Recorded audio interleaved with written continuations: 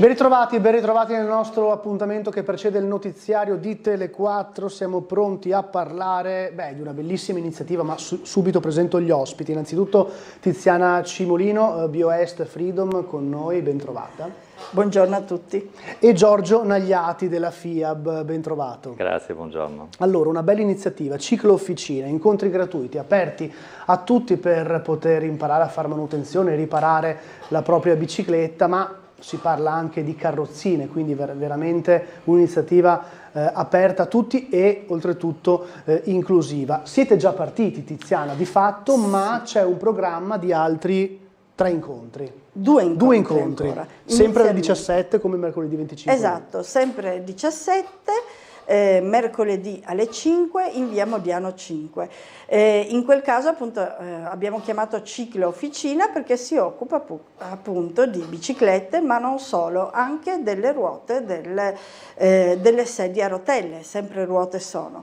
È un'iniziativa che vuole in qualche modo insegnare a riusare, recuperare quello che è l'oggetto che molto spesso troviamo nelle nostre cantine, cioè una bicicletta. La bicicletta va amata e proprio per amarla bisogna utilizzarla, ma anche saperla manutendere, saperla curare. Quando si tira fuori, che arriva l'estate, diciamo, bisogna rimetterla in sesto. E questo è quello che noi vogliamo fare. C'è stato molto interesse sia da associazioni che si occupano di sport, di ambiente, perché ambiente e bicicletta vanno d'accordo, ma anche naturalmente di associazioni diversamente abili, perché anche lì c'è un interesse per quanto riguarda la ciclabilità. Quindi c'è già dal primo incontro, insomma, risposte positive. Positivissime, abbiamo avuto una quarantina di persone, varie età, sia giovanissimi anche bambini, perché i genitori hanno portato i bambini con le biciclette che si sono stufati subito perché la parte teorica è subito saltata,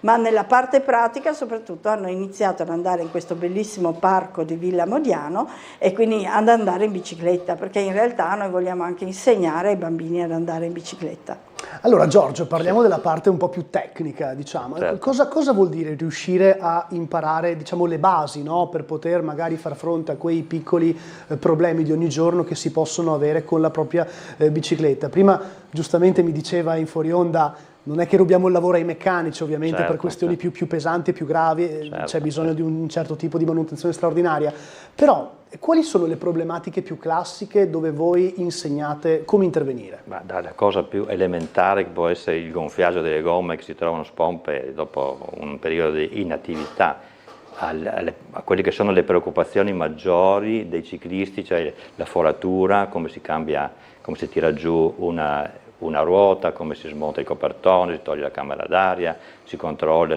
cerca la causa della foratura.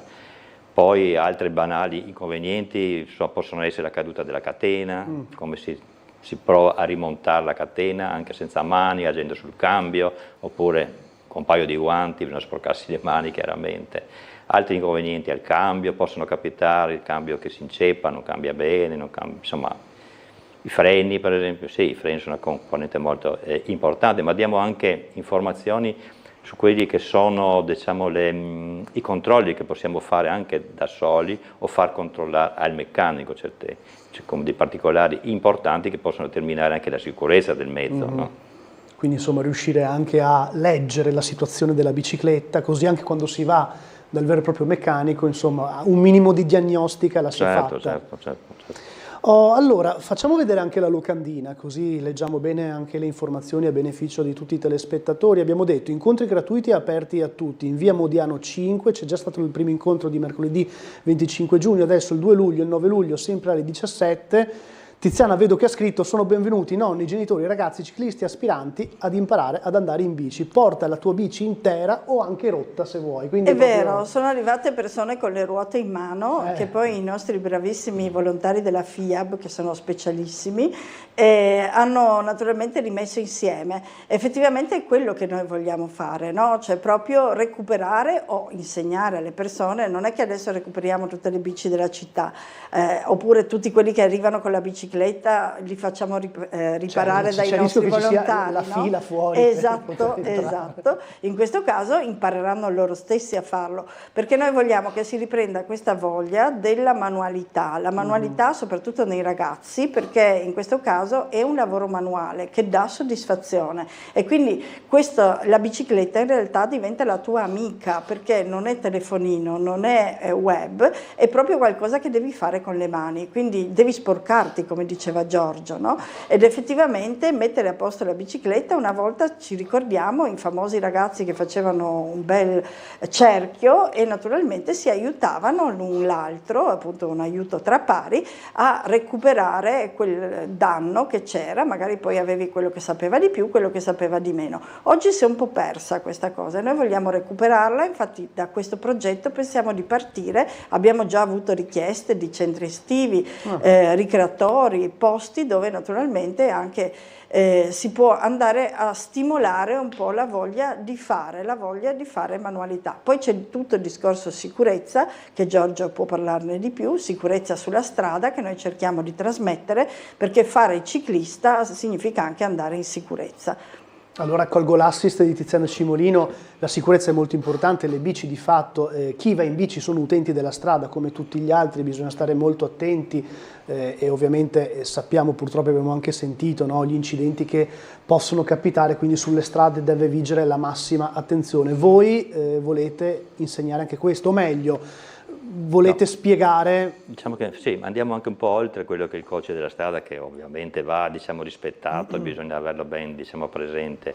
Diamo degli consigli che sono un po' non dico al di fuori, ma per esempio parliamo di visibilità, no? Una delle cose importanti è essere visibili sulla strada, perché molti incidenti, l'automobilista poi quando capita il guaio, la cosa classica dice non l'avevo visto e in effetti a volte allora diamo consigli, per esempio sempre un abbigliamento vistoso, si può usare anche di giorno il giubbetto ad alta, diciamo, visibilità, una luce che sono importantissime nel buio, nelle gallerie, ma sono importanti anche di giorno. Adesso vediamo moltissimi ciclisti in bici da corsa che girano queste luci molto potenti, no?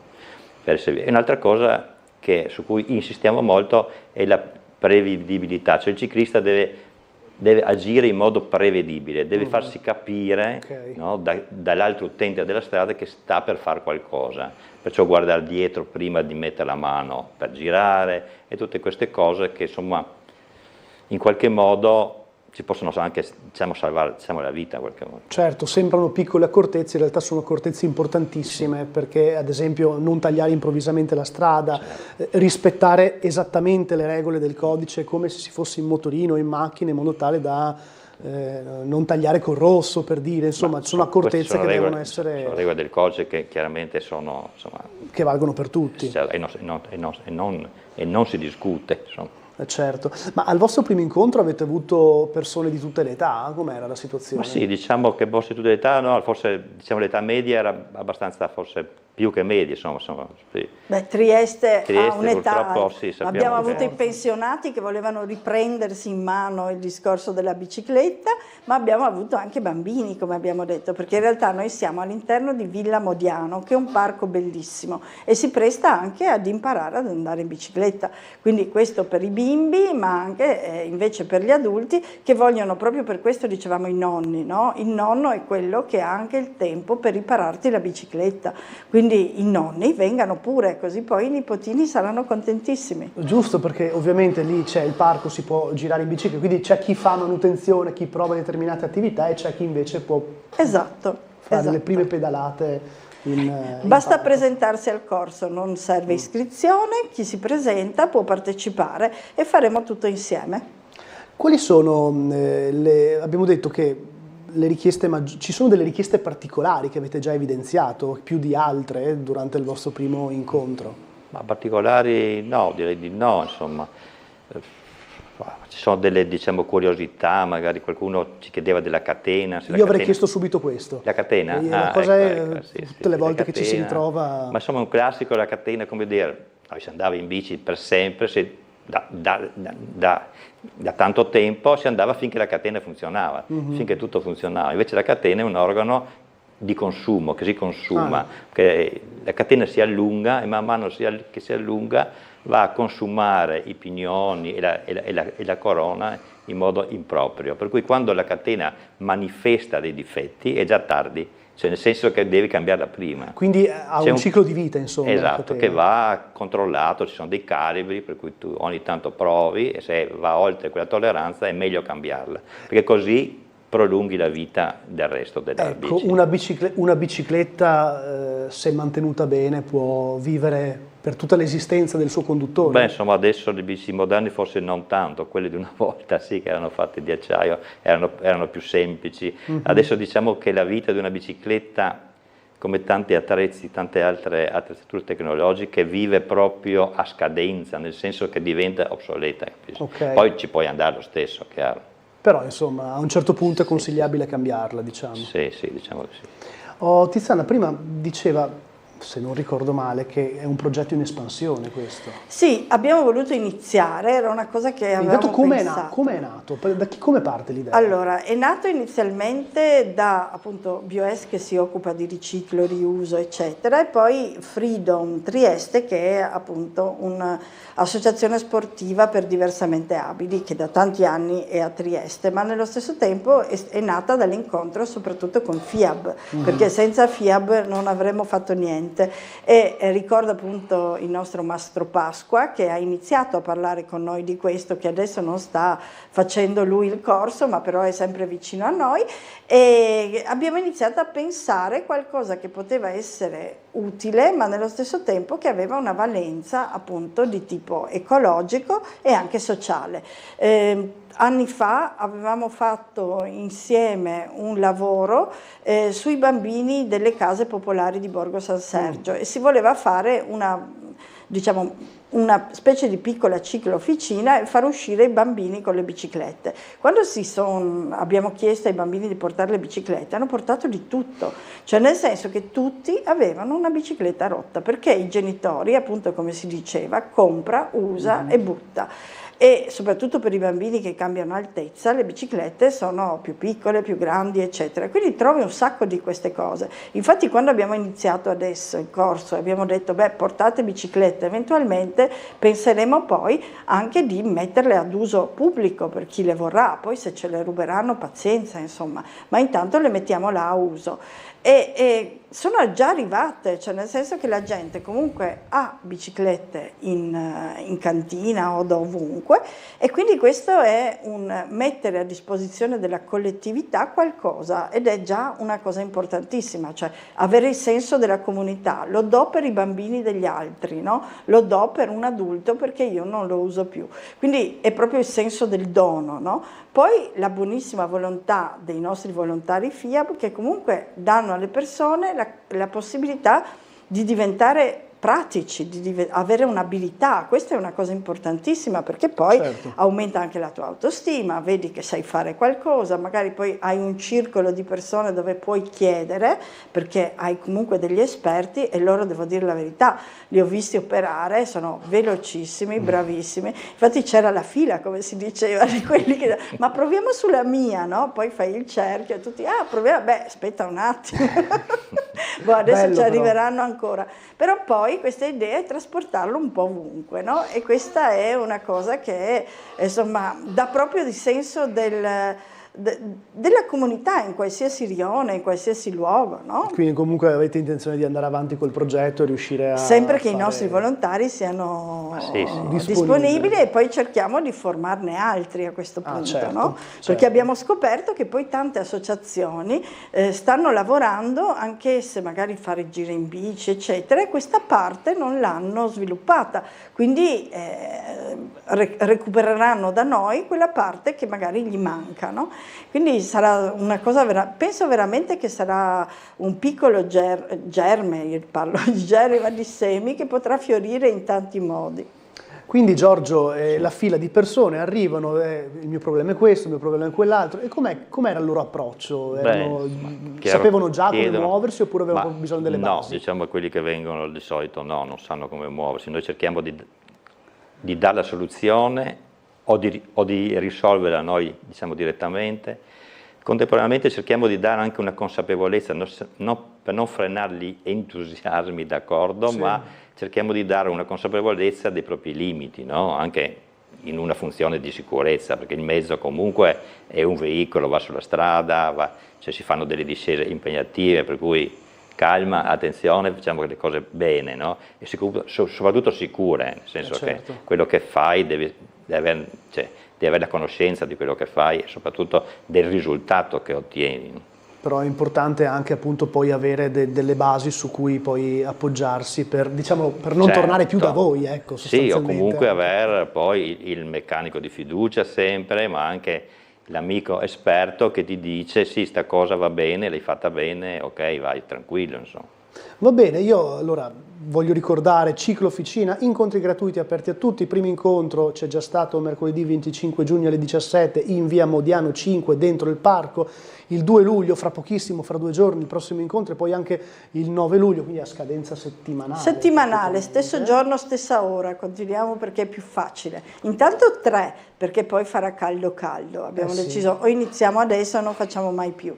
Però, e poi ci ripenseremo, insomma, con settembre. Volevo solo ricordare le associazioni che hanno partecipato, perché tutti ci hanno messo di suo, oltre a quelle che abbiamo già menzionato, BioEst, Freedom e FIAB, ma c'è anche l'associazione Il Ponte, l'AFASOP, che è conosciutissima, e poi anche la cooperativa e l'associazione ARIA, che si occupa di salute mentale. Quindi c'è proprio questa idea del sociale, della collettività e poi appunto anche un po' sportiva.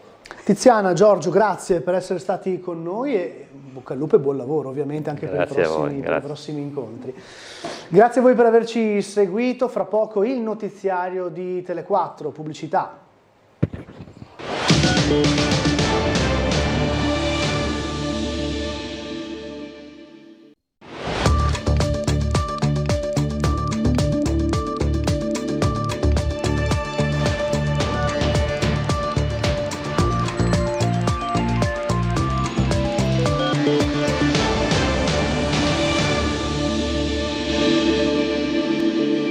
Buon pomeriggio dal telegiornale di Tele4. Denunciati per lesioni 2 cittadini afghani ieri sera alla lite in largo Barriera, dove sono volate bottiglie di vetro, ma è spuntato anche un coltello. Infatti uno degli stranieri è stato accoltellato, ma ci racconta tutto Gianluca Paladin. Ha cercato di sedare una lite scoppiata fra l'amico e un altro giovane e per tutta risposta è stato accoltellato al sedere. Ennesimo episodio violento con l'utilizzo di un coltello a Trieste nella serata di ieri. Il teatro dei fatti, largo Barriera. 2 cittadini afghani stavano litigando per i proverbiali futili motivi, con tutta probabilità a seguito di una serata alcolica. Il terzo individuo, anch'esso afghano di 23 anni e amico di uno dei litiganti, è intervenuto mettendosi in mezzo ai due per placare gli animi. Il 23enne ha quindi trascinato via l'amico, ma l'altro straniero, un 30enne, ha estratto la lama, ha rincorso il giovane che aveva cercato di sedare la lite e lo ha accoltellato a un gluteo.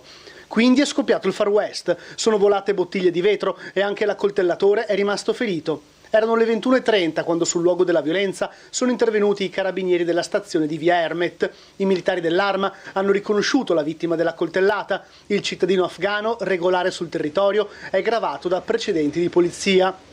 Questi e il 30enne connazionale sono stati medicati all'ospedale di Cattinara per le lesioni riportate. Interrogati dai militari dell'Arma, i due si sono accusati reciprocamente.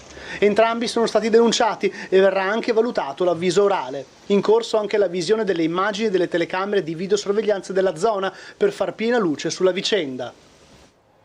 Ancora cronaca, brutto incidente ieri sera durante una replica di Allegria, un trapezzista ha mancato una presa ed è caduto battendo il capo sulla rete di protezione. Vediamo.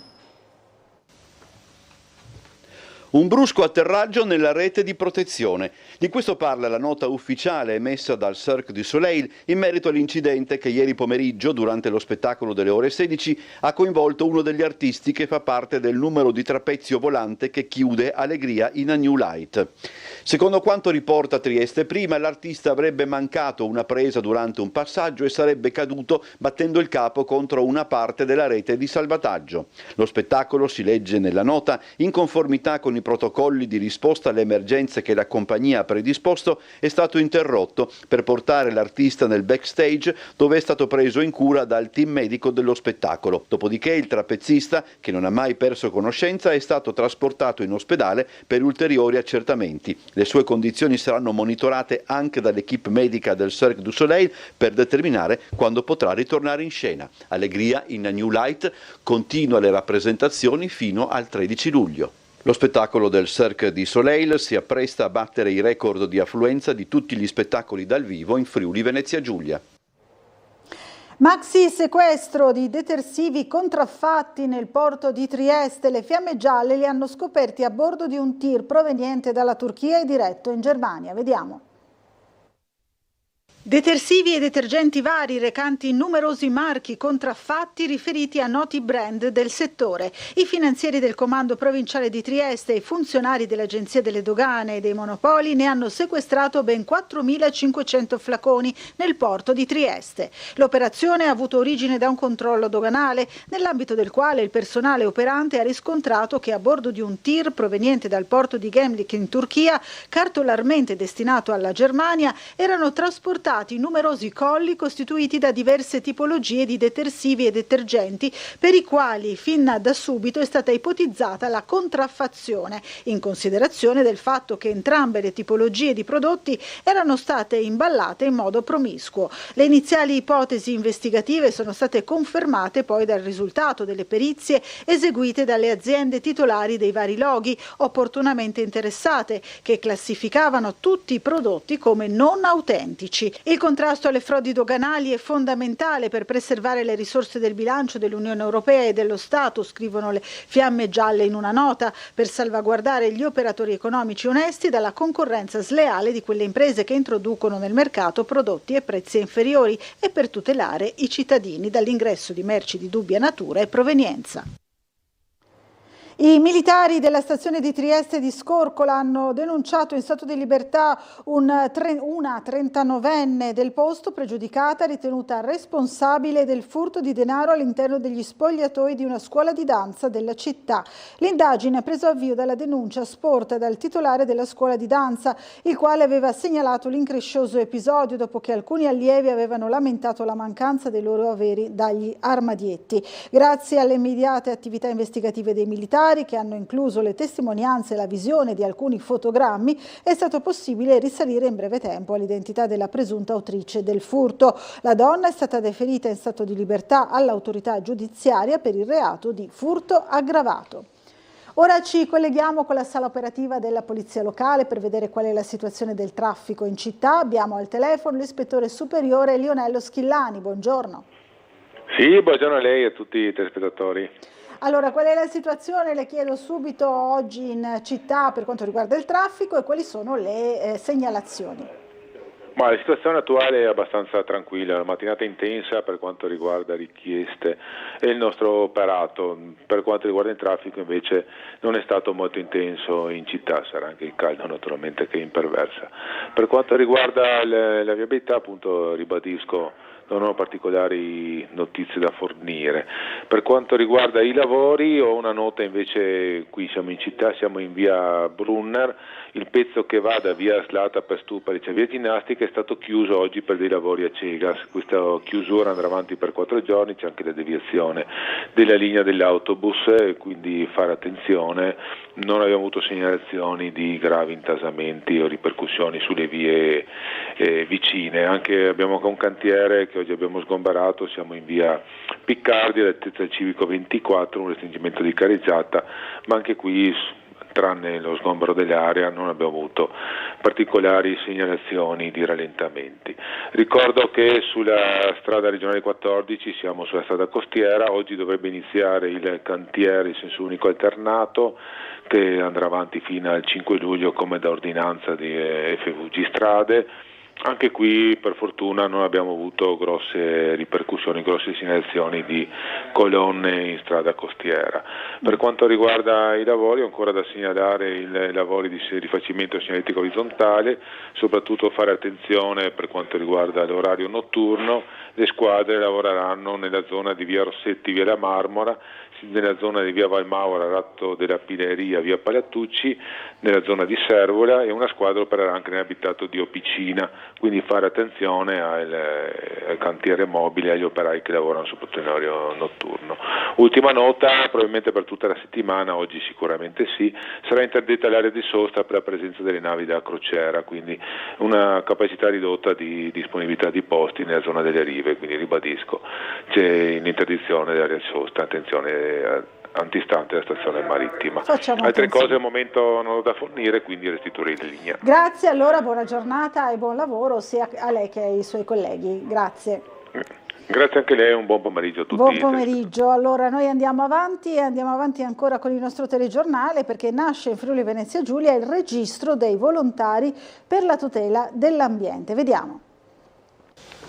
Diffusione di informazioni sulla normativa ambientale e la sensibilizzazione della collettività sui comportamenti corretti da adottare per il rispetto dell'ambiente, divulgazione di buone pratiche e condotte orientate alla tutela dei beni ambientali, anche attraverso progetti di educazione ambientale, sono alcuni dei compiti dei volontari per la tutela dell'ambiente, per i quali la Giunta del Friuli Venezia Giulia ha istituito uno specifico registro regionale, approvando un relativo regolamento.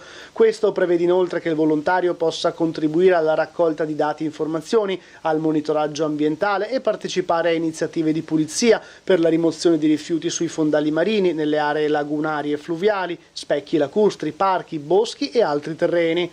È un importante miglioramento del quadro regolamentare di quei cittadini che hanno il merito di aver scelto di impegnarsi in forma volontaria per la tutela e la salvaguardia dell'ambiente, uno slancio che le istituzioni hanno il dovere di proteggere e agevolare, ha detto l'assessore regionale alla difesa dell'ambiente Fabio Scoccimarro, che ha reso nota l'approvazione della bozza del regolamento per il registro regionale dei volontari per la tutela ambientale. Approvata la domanda di iscrizione, il volontario è ammesso ai corsi di formazione organizzati dall'ARPA. Le attività sono svolte in maniera personale, spontanea e gratuita per fine di solidarietà, senza scopo di lucro neppure indiretto. Non è previsto compenso economico, se non il rimborso delle spese sostenute, che potrà essere riconosciuto dagli enti promotori delle attività. È stato inaugurato oggi alla Biblioteca del Quadrilatero di Melara il nuovo punto allattamento, un angolo attrezzato pensato per agevolare le mamme e promuovere nel contempo la lettura. Vediamo. Qui abbiamo inaugurato il cosiddetto punto allattamento, cioè un luogo in cui la mamma con bimbi piccolissimi e forse con i suoi sorelline o fratellini può utilizzare all'interno di una biblioteca nel momento del cambio o del momento più intimo dell'allattamento. È un modo per andare incontro alle esigenze di tutte le donne, ma ci consente anche di promuovere la lettura a tutte le età. Quello inaugurato oggi alla Biblioteca Lina Mari Marinelli a Melara è solo l'ultimo in ordine di tempo tra i punti allattamento delle biblioteche comunali realizzati grazie al contributo della Regione. Ho scritto un emendamento per mettere 300.000 euro, diventata legge per tutti i comuni della Regione, per creare dei punti allattamento non solo nelle aree comunali ma con un'altra linea contributiva in musei e biblioteche. Il Comune di Trieste è stato bravo a prendere una buona quota del finanziamento e riuscirà a coprire tutte le biblioteche comunali.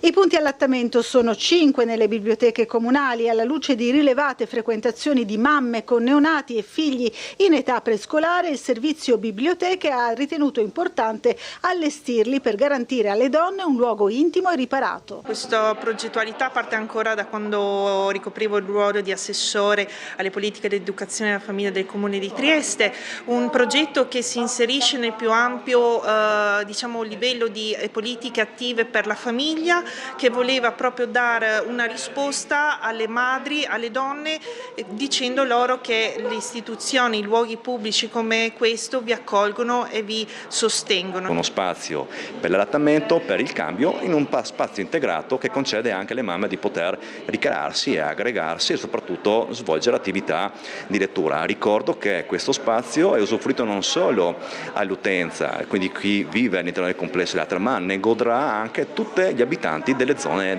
limitrofe. Prima della pausa una notizia dell'ultima ora che riguarda la Flex, non l'avvertenza in corso ma quella più vecchia, diciamo così, che riguardava il precariato. È stata confermata in appello la sentenza di primo grado, nessun rinvio quindi alla Corte di Giustizia Europea, è confermata pienamente la sentenza di primo grado, non era scontato, scrive USB il sindacato, perché già i tribunali d'appello di Milano e Reggio Emilia, pur accogliendo integralmente i ricorsi presentati da lavoratrici e lavoratori, avevano optato per una conferma della Corte europea, quindi la Corte d'Appello di Trieste ha invece scelto per la piena conferma delle richieste di lavoratrici e lavoratori, andando a sentenza e riaffermando quindi che Flex è il vero datore di lavoro e ribadendo che i rapporti di lavoro stanno in capo non alle agenzie di somministrazione bensì all'utilizzatore, in questo caso Flex. Quindi per l'organizzazione sindacale è di vitale importanza la conferma dell'orientamento della Corte di Giustizia Europea che lo staff leasing è contrario al principio di somministrazione che deve essere invece a tempo determinato. Per USB si apre la strada per lo smantellamento di un elemento che sanciva per legge il cosiddetto precariato stabile, ossimoro che ha impedito a migliaia di lavoratrici e lavoratori di potersi garantire un futuro stabile. Ora ci fermiamo per un po' di pubblicità, a fra poco.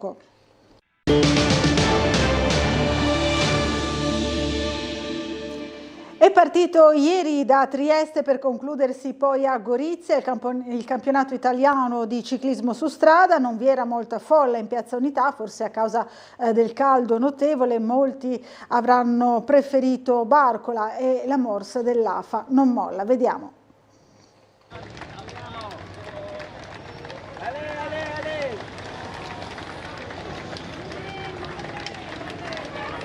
Partiti alla fine, in ritardo di più di mezz'ora rispetto all'ora stabilita, causa l'incidente verificatosi su un tratto del percorso a Sistiana. E dunque alle 11.05 la carovana del campionato italiano di ciclismo su strada ha lasciato Piazza Unità per raggiungere il chilometro zero al bivio di Miramare e percorrere il tragitto che si sarebbe poi concluso nel pomeriggio a Gorizia dopo 228 chilometri. Presentati ad un gruppo forse non nutritissimo di tifosi e curiosi, c'erano fra i 128 partecipanti Filippo Ganna, neolaureatosi cronocampione, Jonathan Miller in procinto di correre il Tour de France e l'olimpionico Elia Viviani. Ogni nazione europea oggi correva il proprio campionato nazionale e stamattina ancora una volta il colpo d'occhio di Piazza Unità faceva la differenza con la Palinuro ancora ancorata, erano anni che cercavamo questo folle gioco di parole, e sullo sfondo una nave da crociera un po' più prosaica. Anche il sole è stato fin troppo presente. Non è da escludere che il caldo abbia spinto parecchi triestini già stamani a prendere d'assalto Barcola a cercare un po' di refrigerio. Chissà se sarà servito. Oggi Trieste rientrava nel numero delle 21 città a bollino rosso. Il caldo anomalo poi rischia di protrarsi e anche la prossima settimana sarà caratterizzata da calore eccezionale. Attenzione, martedì in regione saranno possibili temporali sparsi anche su pianura e costa di pomeriggio, ma sarà un'illusione. Mercoledì tornerà il sole con una temperatura di 5 gradi maggiore rispetto alla media. Giovedì stesso copione e la musica non cambierà nel prossimo fine settimana. L'assessore regionale all'ambiente Scoccimarro si è espresso a favore della candidatura di Trieste per la donata degli alpini del 2029. Ieri a Duino Auresina si è tenuta la festa delle penne nere. Vediamo. La festa degli alpini oggi a Duino Auresina ha visto la presenza dell'assessore regionale alle politiche ambientali Fabio Scoccimarro. Bella festa alpina qui a Duino Auresina con tutti gli amici alpini qui riuniti oggi a portare avanti il messaggio non solo di ricordo del servizio militare ma anche di volontariato, delle opere importanti che fanno. Oggi anche cultura con un bellissimo libro sul reduce della Russia e poi un messaggio importante vogliamo lanciare con tutte le associazioni di Friuli-Venezia Giulia. Da bravo comunicatore l'assessore ha lasciato per ultimo il dato più importante e decisamente più gradito alle penne nere del territorio. La candidatura di Trieste al raduno alpino del 2029 quando ci saranno stati 5 anni del ritorno di Trieste d'Italia e 100 anni dell'Associazione Nazionale Alpini, quindi un grande evento che la Regione vorrà appoggiare e auspico che questa candidatura abbia successo. Trieste ha già ospitato le adunate nel 2014, nel 1984, nel 1965, nel 1955, nel 1939 e nel 1930, 6 volte, un record che divide con Torino e Genova, dove l'adunata si svolgerà nel 2026. La candidatura per il 2029 era stata lanciata qualche tempo fa, timidamente. Con l'appoggio della Regione avrebbe decisamente più chance di riuscita. Martedì, domani, il Consiglio regionale per la prima volta nella storia esprimerà un voto di fiducia nei confronti dell'esecutivo. Intanto per tutta la scorsa settimana si è continuato a parlare di terzo mandato. Allora il punto nel servizio ancora di Umberto Bosazzi. Per la Regione Friuli Venezia Giulia, quella che inizia domani sarà una settimana all'insegna di una novità. Quel voto di fiducia sull'esecutivo mai posto nella storia della Regione, cui si è arrivati in seguito alle critiche ricevute dal ministro Ciriani per quanto concerne la gestione della sanità in Friuli Venezia Giulia. Nei giorni scorsi il presidente della Regione, Massimiliano Fedriga, aveva negato che la mozione intorno alla quale il Consiglio discuterà martedì possa essere considerata una sorta di redde rationem nei confronti del ministro, esponente di Fratelli d'Italia. Un percorso che prosegue insieme, che viene espressa attraverso un voto di fiducia da tutta la maggioranza che è stata scelta dai cittadini di questa regione, punto. Vogliamo andare avanti esattamente come abbiamo fatto in questi anni. C'è un altro problema che riguarda la politica nazionale, quel terzo mandato che pare definitivamente affossato dopo la bocciatura in Senato. Anche in questo caso Fedriga nei giorni scorsi ha voluto precisare, intanto un dato legato alle scadenze politiche più prossime. La Regione Friuli Venezia Giulia e questa amministrazione durerà fino al 2028, quindi non c'è nessun problema sul Friuli Venezia Giulia in questo momento. Poi, anche in qualità di presidente della conferenza Stato-Regioni, Massimiliano Fedriga ha riassunto lo stato dell'arte della questione terzo mandato nel modo al momento più definitivo. Ci stiamo occupando di moltissime cose in modo serio, sia come conferenza che come Regione Friuli Venezia Giulia. Non vivo tutto il giorno pensando al terzo mandato. Un mandato è sicuramente un mandato che ho ricevuto dalla conferenza per cercare di interloquire con il governo. Continuerò a fare questo, come continuerò a interloquire su affari molto più importanti che riguardano per esempio i fondi europei, penso al PNRR, ma penso al Fondo Sanitario Nazionale, insomma tantissime questioni di cui la conferenza si occupa. Passiamo a parlare degli spettacoli. Tosca al Castello di San Giusto, un'ambientazione suggestiva per il capolavoro di Giacomo Puccini presentato nell'ambito di Trieste Estate. Vediamo. Ultime prove nel cortile delle milizie del Castello di San Giusto per la Tosca che il Teatro Verdi propone questa sera, martedì e venerdì, con inizio alle 21:15 nell'ambito di Trieste Estate. Sul podio Enrico Calesso, 3 big nei ruoli principali: Elena Pancratova, Fabio Sartori ed Ambrogio Maestri. Nei giorni scorsi molto si era speculato sull'ambientazione, anche se non lo ricorda affatto, il Castello di San Giusto si prepara a fare una bella figura nel ruolo di Castel Sant'Angelo e pare proprio che lo spettacolo sia stato concepito anche avendo ciò in mente.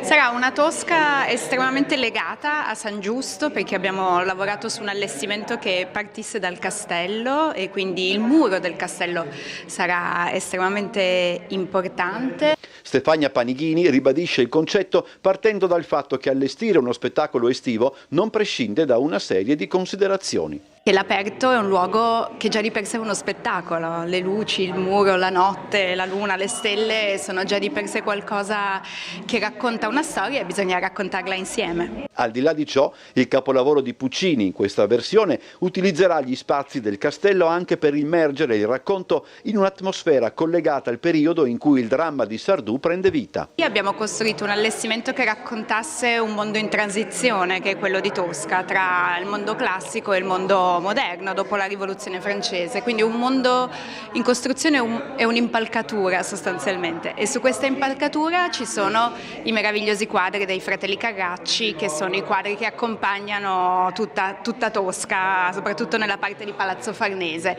e questi quadri prendono vita perché sono le ossessioni, gli amori, le gelosie e gli ideali dei personaggi. Alessio Colautti invece ha iniziato la scorsa settimana un breve ciclo di spettacoli. Allestire uno spettacolo estivo, come abbiamo già sentito in questo servizio, è assai diverso dal mettere su uno spettacolo di tradizione. Allora vediamo questo servizio.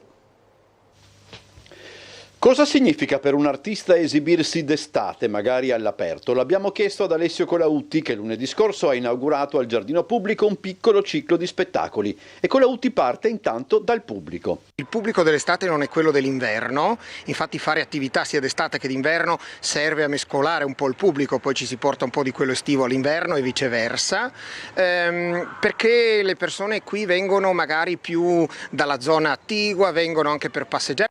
C'è poi il discorso dei repertori che per ragioni intuibili non possono essere quelli proposti durante uno spettacolo invernale, c'è bisogno di pensarli attentamente. Si adeguano a quelli che sono i palati estivi, alle esigenze estive. D'estate le musiche anni 60 sono quasi più declinate alle versioni estive, penso su tutti ad Edoardo Vianello, ma non solo. L'estate è anche un momento in cui si sperimentano nuovi luoghi dove portare spettacolo. In questo senso, ragiona Colautti, Trieste è messa piuttosto bene. Trieste, grazie a Trieste Estate nei Rioni, che è proprio un braccio collaterale, grazie al grande lavoro che continua a fare Hangar Teatri, per esempio, facendo in giro proprio nei Rioni e anche nei sobborghi di Trieste, nelle periferie e fino nei sobborghi carsici, sono stati a Basovizza. Trieste può godere, non bisogna per forza spostarsi d'estate tanto per andare a vedere qualcosa di sera. In chiusura, Colautti svela un luogo che gli artisti amano molto per gli spettacoli estivi, ma svela anche una sua speranza. Beh, molto apprezzato per esempio il Museo Sartorio, che è un bellissimo salotto, proprio visto questo abbraccio all'interno con questa villa meravigliosa. Uno dei miei sogni sarebbe quello, visto il problema che sta attanagliando la zona di Piazza Perugino, di Piazza Garibaldi, mi piacerebbe molto portare della musica, del teatro in quelle zone per vedere come potrebbe essere la risposta. Staremo a vedere se insomma riuscirà Alessio Colautti a realizzare questo suo progetto, questo suo sogno. Prima di concludere una notizia dell'ultima ora, come vediamo da Trieste Caffè, oggi si è aperto con un brutto risveglio per numerosi cittadini triestini. Diverse automobili parcheggiate nella zona dell'ospedale Maggiore sono state ritrovate danneggiate con segni evidenti di atti vandalici, vetri infranti, specchietti rotti, carrozzerie rigate. La polizia segnala episodi analoghi anche in altri quartieri, acquisite le immagini delle telecamere di videosorveglianza e cresce naturalmente il malumore tra i cittadini. È tutto per questa edizione, il telegiornale di Tele4 ritorna questa sera alle 19:30, grazie dell'attenzione e buon pomeriggio.